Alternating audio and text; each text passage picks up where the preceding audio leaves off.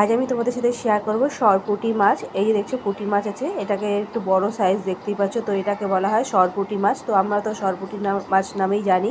তো তোমরা এই মাছটাকে কে কী নামে জানো অবশ্যই কিন্তু আমাকে কমেন্টে জানাবে। তো এই মাছটাকে কিন্তু আমি রোজের মতো বাড়িতেই রেখেছিলাম, যেই মাসি আসে দিতে, তো তার থেকেই নেওয়া এই মাছ।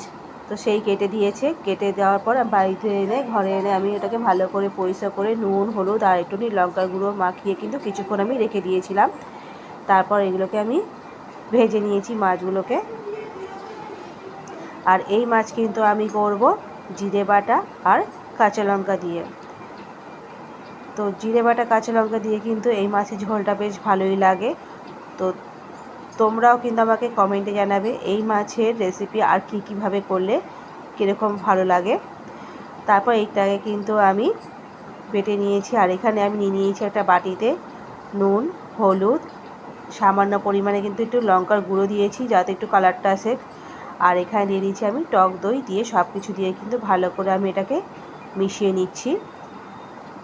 আর এখানে কিন্তু আমি কেটে নিয়েছি, দেখো কিছুটা বলতে গেলে নয়, আমি এখানে একটা একটু বড় সাইজের আলু নিয়েছি, ওটা কিন্তু আমি কেটে নিয়েছি।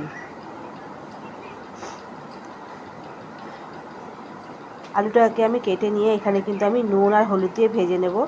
তার আগে কিন্তু তোমাদের কাছে আমার একটাই অনুরোধ যে বন্ধুরা প্লিজ আমার পুরো ভিডিওটা দেখো, দেখে তোমরা লাইক শেয়ার কমেন্ট করো। নতুন যারা বন্ধু আছো তাদের কাছে অনুরোধ যে বন্ধুরা প্লিজ আমার চ্যানেলটাকে ছোট্ট একটা লাইক আর সাবস্ক্রাইব করে আমার পাশে থেকো। তোমরা আমার পাশে থাকলে জীবনে চলার পথে একটু উৎসাহ পাই, নতুন নতুন ভিডিও বানাবার প্রেরণা জাগে।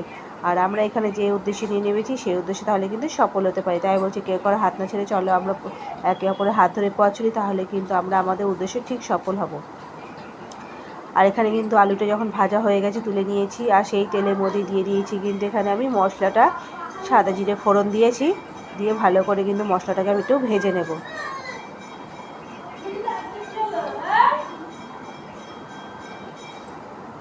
মশলাটা আমি এখানে ভালো করে ভেজে নিচ্ছি। ভাজা হয়ে যাওয়ার পর আমি এখানে আলুগুলোকে দিয়ে দিচ্ছি মশলার সাথে। আলুটাকেও কিন্তু আমি ভালো করে এখানে একটু মিশিয়ে নেব।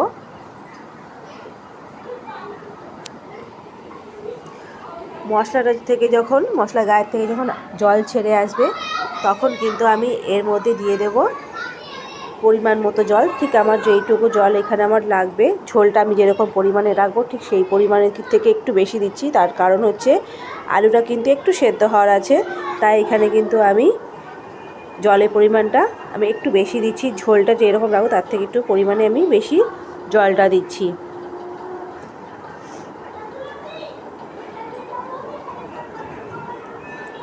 তারপর জলটা দিয়ে কিন্তু আমি এটাকে ভালো করে ফুটিয়ে নেব।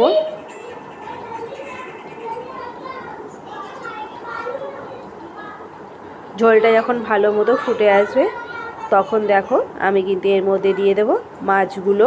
আমি একে একে মাছ ভাজা যে আছে সেই মাছ ভাজাগুলো কিন্তু আমি এর মধ্যে দিয়ে দিচ্ছি।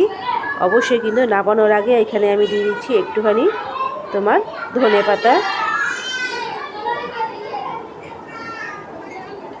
ঘরে থাকাতে ধনেপাতাগুলো একটু শুকিয়ে গেছে, তো তাই কিন্তু তোমরা হয়তো বুঝতে পারছো না, কিন্তু আমি এর মধ্যে ধনেপাতা দিয়েছি এর মধ্যে। তারপর এইভাবে দিয়ে কিন্তু আমি মাছগুলোকে ঝোলের মধ্যে একটু এপাশ ওপাশ করে আমি তারপর নামিয়ে নেব।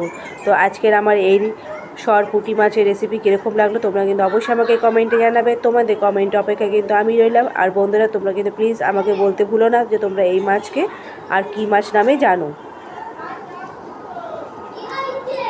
তো এই দেখো তৈরি হয়ে গেছে আমার আজকের সরপুঁটি মাছ।